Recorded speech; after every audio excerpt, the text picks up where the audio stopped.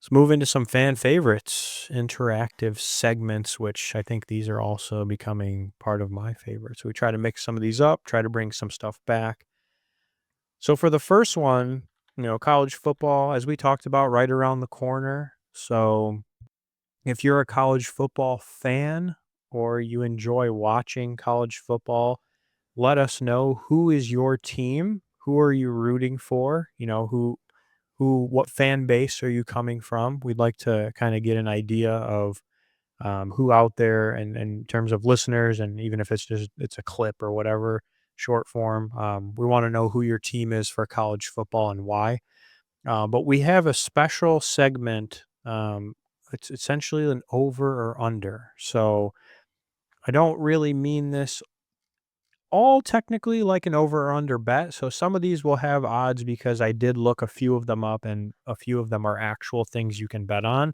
But then there's a few others that we threw in here that I think are just more fun to talk about. And so we will tell you when, hey, this is an actual bet you can technically place. But yeah, I think that's kind of what we wanted to start with here, Scott. But I will say, before we get into these, and maybe we can kind of go back and forth, or go through these and just kind of have a discussion one by one. If you're a college football fan, definitely subscribe and follow to our page, because we're going to continue to cover stuff like this. And we're going to give you some awesome content throughout this whole college football season, because we are really big college football guys, if you can't tell already. So you ready to do some over under, Scott? I can't wait. I've been looking forward to this, and I think this is going to be a good segment. All right. So I'll give you the first one, since you just mentioned this person's name. So, over or under, tell me your prediction for Arch Manning throwing 3,500 yards, 3,500 passing yards. Over. Um, Quinn Ewers almost did this last year, and I think he was hurt for a couple of games, whether he played or not. And I was looking at stats. I've got some stats stuff pulled up, so maybe this is my cheat sheet. But there Yep. were 12 quarterbacks who threw over 3,500 last year. Arch is playing for a really, really good Texas team. I would have a hard time believing he wouldn't make that mark this year unless things went really south or he got injured. I'm gonna go with the over. That's fair. I also kind of did a compare and contrast with yours, so that's kind of where I got that number from.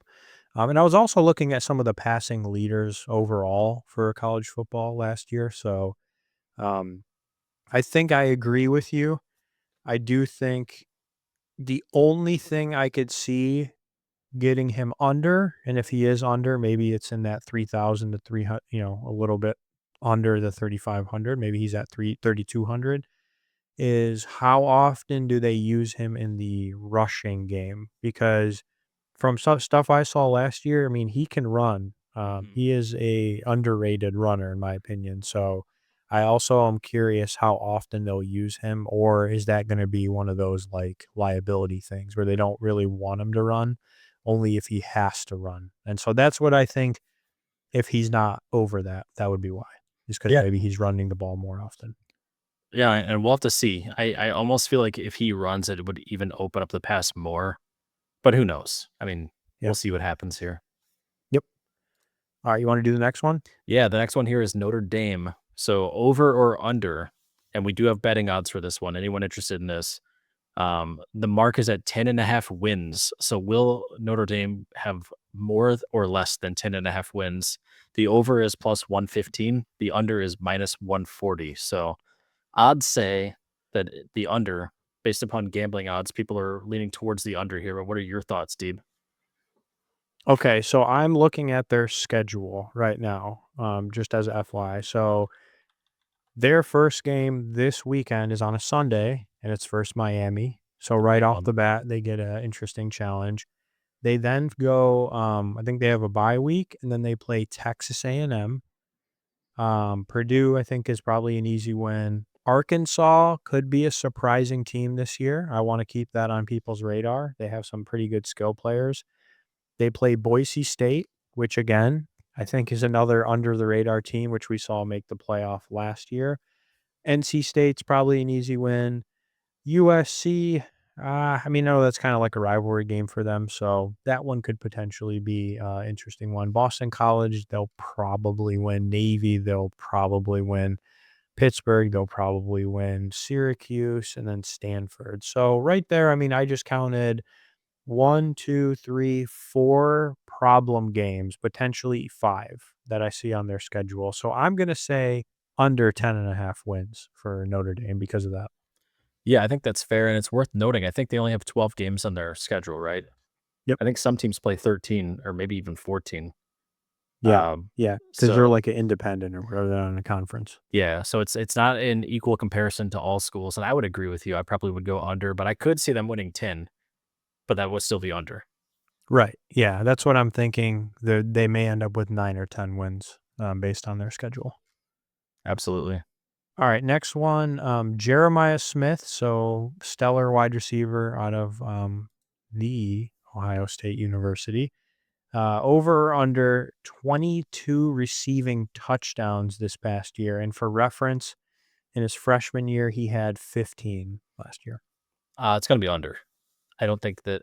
I mean, to go over, you have to be up there with like some of the. If you want to have more than 22 receiving touchdowns in a year, you're going to be up there with like the top like 10 or 15 seasons of a wide receiver of all time in college football. Yep. And a lot of those seasons, I think, were older. Like I don't think that happens a lot these days. I think Devonta Smith had a big year like that where he scored in the 20s, and that might be the most recent one. Um, Yeah. Jeremiah Smith is on a whole different planet. He's such an elite athlete. He's going to be such a good wide receiver for a very long time for college and for pro. So I'm not discounting his ability to do it. I think he scored 15 last year. I think he played in every single game. Maybe a more reasonable stat for him would be like 20 this year to set for the over under. So my answer is under, but I wouldn't be surprised if he did score, let's say 20. Yeah. And my biggest question mark right now for them is having a redshirt freshman quarterback. Hmm. So either he's going to really rely on Jeremiah Smith because he's not that good, so he's going to throw it to him a lot, potentially in the end zone, or they're going to run the ball more often because of that, or they're going to have to because he's not as good at, as some of the people that they've had in the past few years. So I think you're pretty spot on. I would give him 18 to 19 if I Okay. had to predict. Yeah, I think Yeah. we can agree it'll be more than 15, but Yeah. how much more is the debate, right? Oh, for sure. And also defenses know him now. Not to say that they can Yeah. stop him, but last year I don't know that, he's almost like underestimated by many because he was a freshman. They didn't really know like how talented he was till maybe later in the year. Yeah.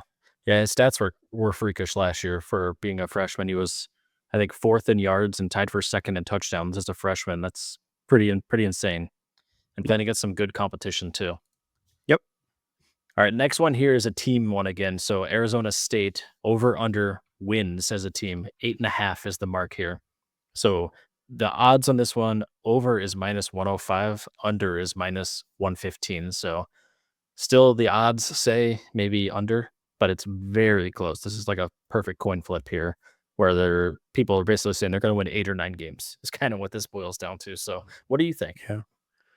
Okay. Again, running through the schedule, Northern Arizona, easy win. Mississippi State, probably a win. Texas State, probably a win. Baylor, likely a win. TCU, maybe a little more challenging, but most likely a win. Utah, most likely a win. Texas Tech is where they could run into some challenges if Texas Tech is, legit this year, which I think they're probably going to be better. Houston, probably an easy win. Iowa State is another potential upset late in the season, so I could see that one going either way. West Virginia, probably a win. Colorado, probably a win. And then lastly, Arizona, those rivalry games can always be question mark regardless of talent. I think they're going to be over 8.5. So I really think they probably only get challenged in 3 of those games, looking at their schedule overall of where they could lose. I agree. I could actually see them winning 10 and maybe even more. I I might go make that bet after we're done recording. I might bet the Yeah. over on that. Yeah, I was gonna say, I was trying to find ones that sounded enticing for betting, so That's pretty good. I mean, a minus 105 odds, I feel like I'm fairly confident they'll at least win 9 games. So, yeah. yeah, I might go make that one. Alright, so you get another one, this is just kinda how they're falling of a quarterback. So Carson Beck, who transferred from Georgia to the U, this one does not have odds, but 35 passing touchdowns, over or under, and for reference, last year he had 28 at, Georgia, Oh, and I think he got hurt, right? he did. Yeah, Yeah. he didn't play the whole season, but I think he played most of it. Yeah. I don't think I don't think he's gonna do it. Is my gut reaction. I do think Miami will be good this year, as we've talked about. Cam Ward last year had 39 touchdowns passing with Miami, so it is doable. I'm just not sold on Carson Beck, dude. I don't know what it is. I don't think that he is as big of a deal as people act like he is. I could see him scoring 30 or 30, 32 maybe. I don't know that he's going to score 35. Only 4 quarterbacks scored 35 last year. Yeah, And I just don't think he'll be one of them this year. that's fair. Um, I don't know. I think I do agree with you. I don't really know what their talent looks like at running back, so that's kinda hard for me to say right now of, like, are they gonna rely more, I know, or be more balanced. I know that Mario Cristobal, generally speaking, loves to run the ball. He's a former offensive lineman. He played for Miami, and when he was at Oregon, he loved to run the ball, so I don't know, I mean, Carson Beck does look like an alien kind of, so I'm gonna go with under, and I think he probably barely misses it. Maybe he gets, like, 33. Okay. I'm glad that, we distinguished that he looked like an alien for that pick. Very important. Yeah. Definitely make your bets based upon that. Yeah. Let's go to another team one here. This one is Purdue, and the bet is if they would be winless in the Big Ten conference play. So if they would beat any Big Ten teams that they play against, you know, then they would not satisfy the deal here. But if they were winless, their odds are plus 140. So what are your thoughts on that? Only Big Ten, right? Only in Big Ten conference play, yeah. Okay, so again, I'm gonna pull up their schedule. So they play USC, probably a loss. Illinois, definitely a loss. Minnesota, probably a loss. I think Minnesota's pretty good or reasonable, in terms of when I say pretty good, like not, they're not a Michigan or Ohio State. Northwestern is the one game, Northwestern and Rutgers. Those are Yeah. the 2 games on their schedule where I could definitely see it going either way. Outside of that, they play Michigan, Ohio State, Washington, and Indiana to end the year. So in the middle, they may pick up that 1 win versus Northwestern or Rutgers, but otherwise, it's close. I do think they probably get at least 1 out of those 2. I think so too. I think there's too many that they have a chance at winning, and especially playing Rutgers at home. I think that I would not make a winless bet for them, although it is crazy to think that that was that challenging to think about. Yeah, definitely. All right, last one. Your team, the University of Michigan. Oh This yeah. is a real odds out there to make the college football playoff this year. It's plus 200 on the over, minus 275 on the under. Yeah, I mean, we're gonna do it. We're just that's all there is to say. Yes, Michigan will make the college football playoff this year. I know that there's some debate and discussion about that because there are a few tough games, like playing Oklahoma week 2 and Oklahoma. Obviously, always the Ohio State game is a big one, but I don't know that there's anyone else that I feel like we would lose to this year unless things really fell off the rails here.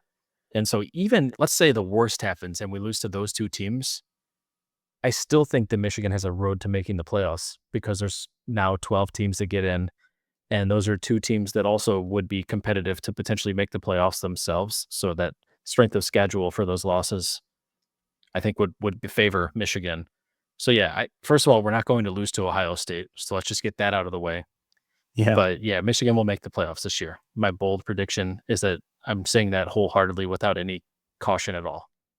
Well, and the game's at Michigan. So that does make a difference in terms of, home field advantage.